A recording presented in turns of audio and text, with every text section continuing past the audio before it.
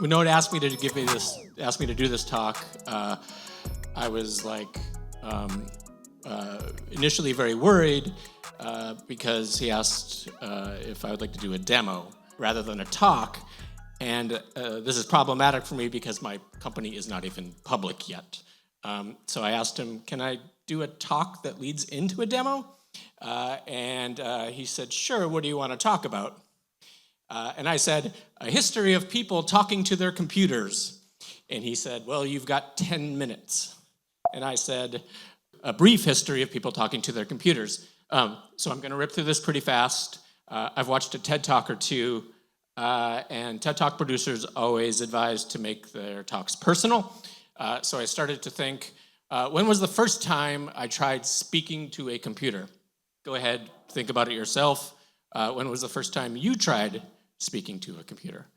Here was my guess. This guy. Speak and spell. Perhaps you have a similar memory. Diligent researcher that I am, I immediately went to YouTube and searched for videos. Spell learn. L-E-A-R-N. That is correct.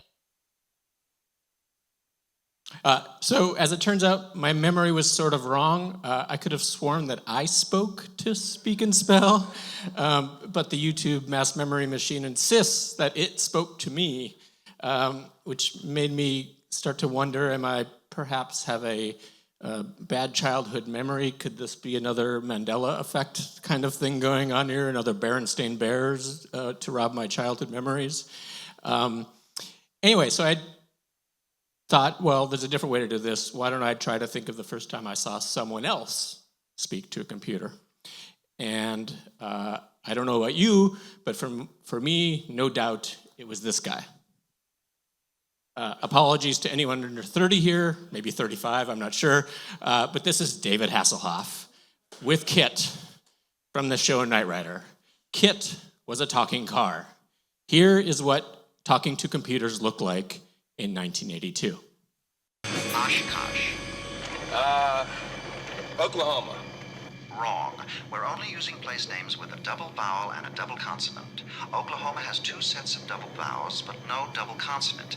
Now, if you had said... Kid, Yes, shut up. it was your idea to play. So as I started to think about this, I realized that I learned about speaking to computers mostly by watching people talking to computers on TV and movies. Some of these moments are like extremely memorable. This is by far my favorite. You're joking. Perhaps the professor could use your computer. Please. Computer? Computer?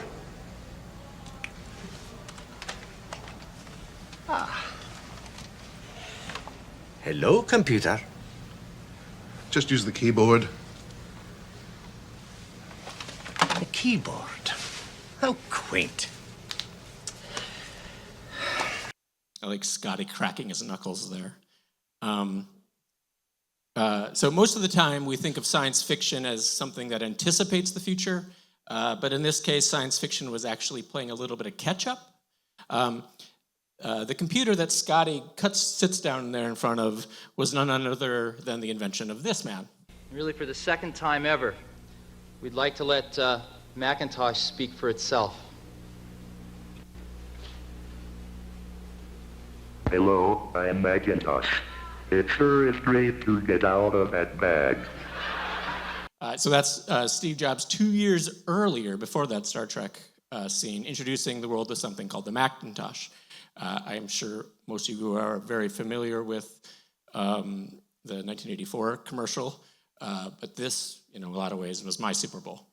For me, Steve Jobs was really like the beginning inspiration of all of this, and he put forth a vision of a world where people would be talking to their computers. He would have to put forth that vision over and over and over again.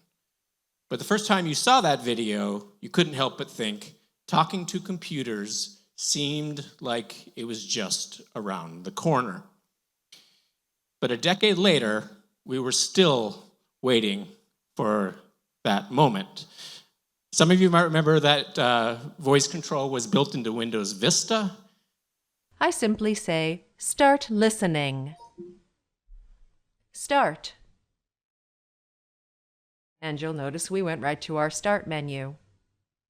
Sorry, I can hear your kind of heart palpitating from here. It was really cringe. 2006 was a pretty painful time in computing.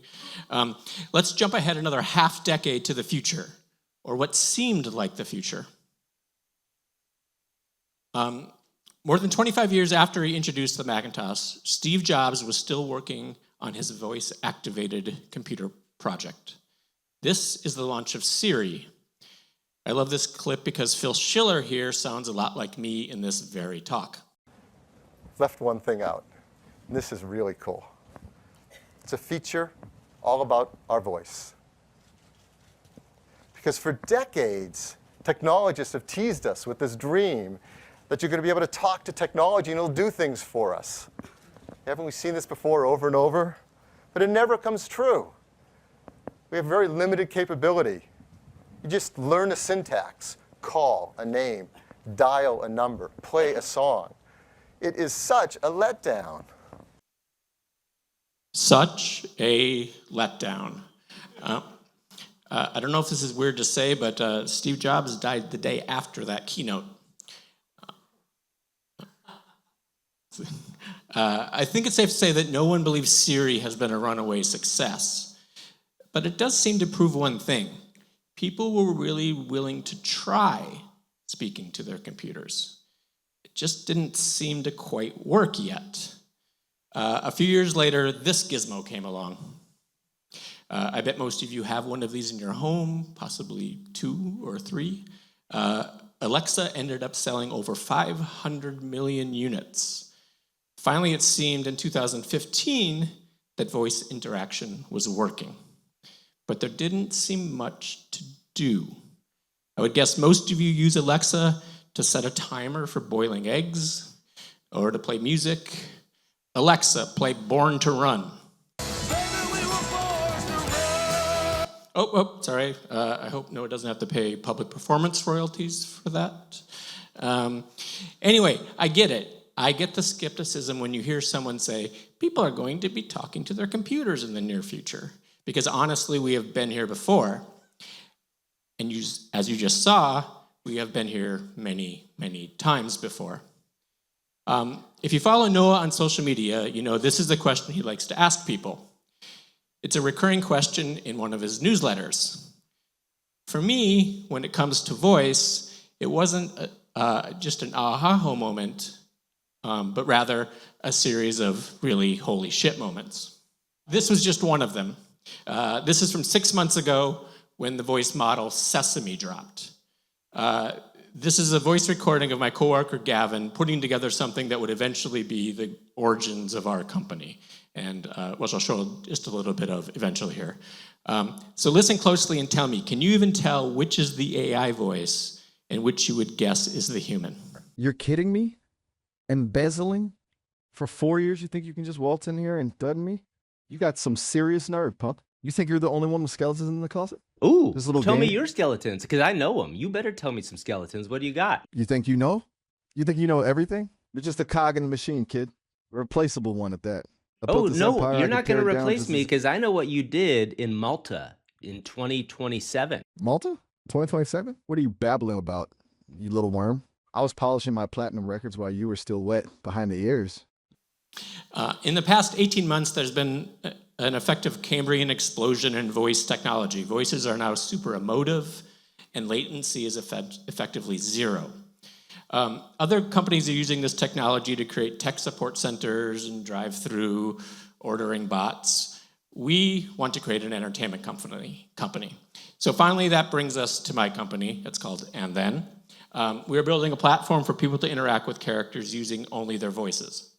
Unlike other companies in this space, our characters have a reason to talk, goals to accomplish, something to do.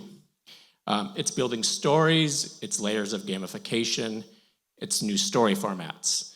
The example right here is an actual murder mystery story that we're building, coming soon. At the moment, I decided there wouldn't be enough time to do a total live demo, so what I did is put together some quick examples. This little guy here is Larry. You meet Larry in a diner in upstate. Larry is on edge. Larry wants to blow up a bomb. And you must muster all of your negotiation skills to try to talk him out of it. We're officially launching these in a couple weeks. I'll give you all a little preview here. To promote them, we're actually made some videos of people playing them. So that's what you're gonna see here. For now, I'll just show their reactions as they play. The voices you hear are the AI characters. Go ahead, keep talking. Nothing calms a guy with his finger on the trigger like unsolicited therapy. This is Say Less. It's a game show where you play with an AI partner. We think of it as like what Wordle would look like if it were voice. It's a classic 70s type game show where you guess a word using as few words as possible. Here's a quick sample. Ladies and gentlemen, boys and girls, welcome to the wild and wacky world of Say Less. I'm your host, Slick McBurger, and we're about to crank up the funometer to 11. And finally, this has changed my mind. Every day we will produce a new topic where you interact with a voice character and you try to change their mind about something. The topics will be all over the place, from universal basic income to climate policy to whether birds are real. What don't you understand? Feathers only exist to cover up the Wi-Fi antennas. So we're creating a whole array of these types of experience. The final thing I want to say is that you hear a lot about AI slop today.